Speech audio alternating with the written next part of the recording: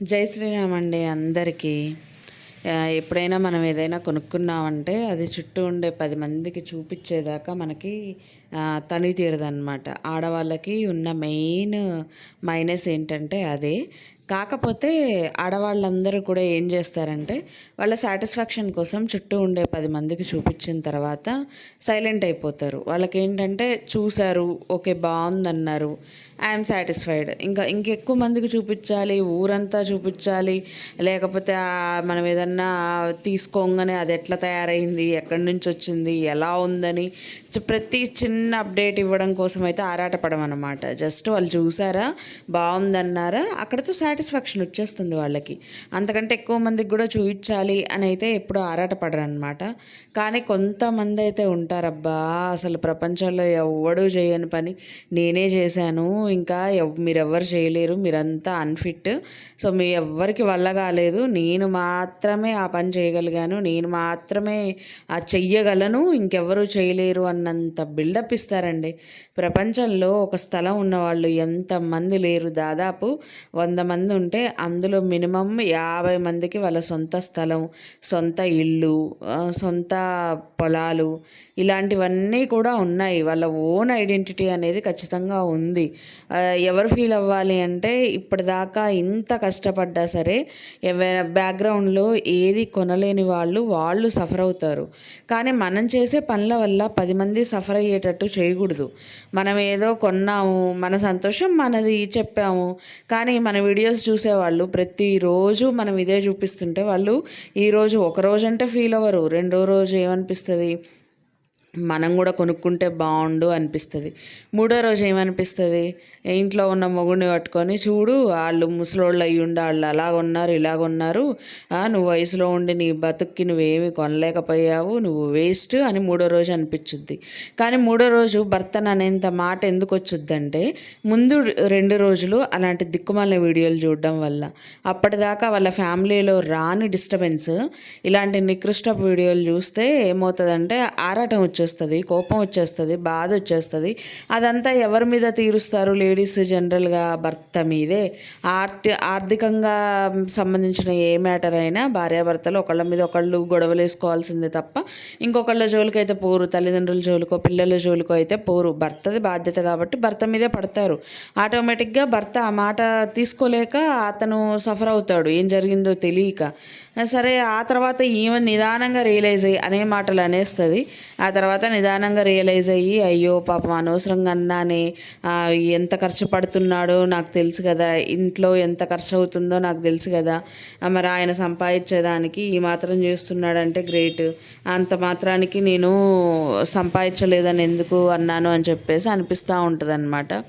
So ఆ రకమైన కోపము అవన్నీ ఎందుకు వస్తాయంటే ఇలాంటి వాళ్ళ వీడియోస్ హెచ్చులకి ఆర్భాటానికి ఎక్కువ చూపించేశారనుకోండి, లేని వాళ్ళు చూసి అది ఇంకా సఫర్ అవుతారు.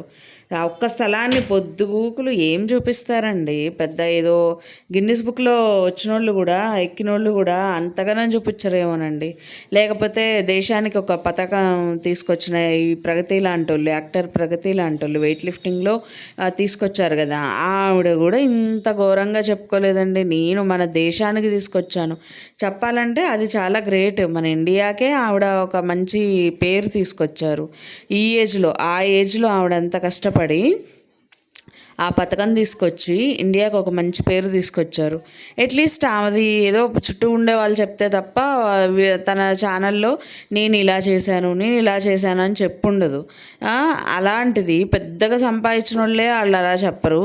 ఏదో మామూలుగా కొని దాని మీద ఓవర్ యాక్షన్, ఓవర్ నాయనో ఏం వీడియోలు అవి, పొద్దుగూకులా అండి వీడియోస్ చెయ్యాలి, కరెక్టే కాదనట్లేదు, కానీ పొద్దుగూకులు ఇంకా నాకు ఏ పని లేదు అదొక్కటే పని అన్నట్టు డైరెక్షన్స్ ఎవరికి ఉపయోగం అండి? ఏదన్నా వీడియో చూసామంటే అందులో ఏదన్నా ఉపయోగపడే టిప్ ఉంటేనో లేకపోతే ఇంకోటి ఉంటేనో చూపించినా ఒక ఇది ఏమీ లేకుండా డైరెక్షన్స్ చూపిస్తే ఎవరు వస్తారు?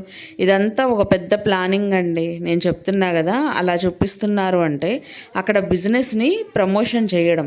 నెక్స్ట్ ఏంటంటే, ఆల్రెడీ ఇంతకుముందు మాకు ఇవి ఉన్నాయి, అదేంటి ఎకరాలు ఉన్నాయి మామిడి తోట ఏదో సంథింగ్ ఫ్రూట్స్కి సంబంధించి.